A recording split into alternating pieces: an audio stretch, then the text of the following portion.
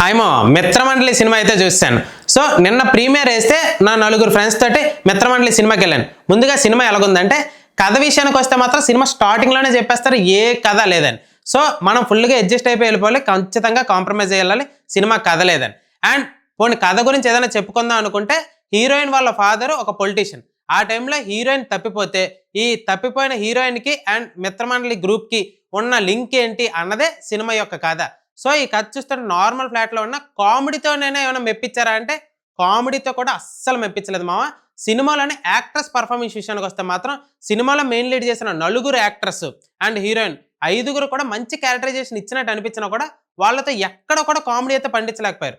ఎందుకంటే single line punch dialogues కుప్పలు ఉంటాయి, ఆ ఒక్క సింగిల్ లైన్ పంచ్ డైలాగ్ కూడా మనం పగలబడి నవ్వేంత కామెడీ అయితే జనరేట్ అవ్వలేదు. సో ఈ సినిమాని యాక్చువల్లీ జాతిరత్నాలు సినిమాని బేస్ చేసుకొని తీస్తే కామెడీ వర్కౌట్ అయితే సినిమా హిట్ అయిపోద్ది అనుకున్నారు కానీ కథ లేకుండా. సో అందులో మాత్రం ఖచ్చితంగా ఫెయిల్ అయిపోయారు మామ ఈ సినిమా యూనిట్ మాత్రం. అండ్ ఈ సినిమాలో కొద్ది గొప్ప నవ్వు వచ్చే క్యారెక్టర్ ఏదైనా ఉంది అంటే అది ఒకే ఒకటి సత్య గారిది. ఆయన వచ్చినప్పుడు కొంచెం పర్లేదు, కామెడీ సీక్వెన్సెస్ నవ్వచ్చు అనుకో. అండ్ వెన్నెల కిషోర్ గారు, వీటీవీ గణేష్ గారి సినిమా మొత్తం ఉన్నా కూడా ఎక్కడో కూడా కామెడీ జనరేట్ అవ్వలేదు.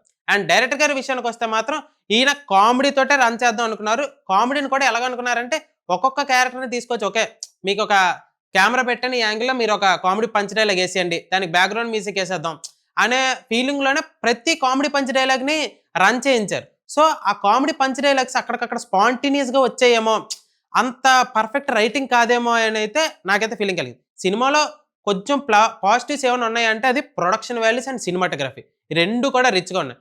మ్యూజిక్ కూడా చాలా దెబ్బడిపోయింది మామ, ఎందుకంటే సాంగ్స్ సరైన ప్లేస్మెంట్లో పడలేదు.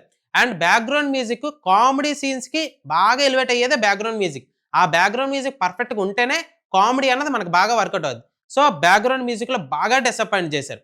అండ్ ఎడిటింగ్ చాలా అంటే చాలా పని ఉంది, ఎందుకంటే కొన్ని సీక్వెన్సెస్ కావాలనే డ్రాగ్ చేశారనే ఫీలింగ్ అయితే చాలా ఎక్కువ కలిగింది. ఎడిటింగ్ కూడా చాలా జాగ్రత్తగా చూసుకోవాలి. సో ఈ సినిమా చూసుకుంటే ఓకే అక్కడక్కడ నవ్వుకోవచ్చు, పర్లేదు, నేను ప్రియదర్శి గారి ఫ్యాను అండ్ ప్రసాద్ బెహ్రా గారి ఫ్యాను అనుకుంటే సినిమా ఒకసారి వెళ్ళి ఎంజాయ్ చేయండి, పర్లేదు, మీకు నచ్చొచ్చేమో.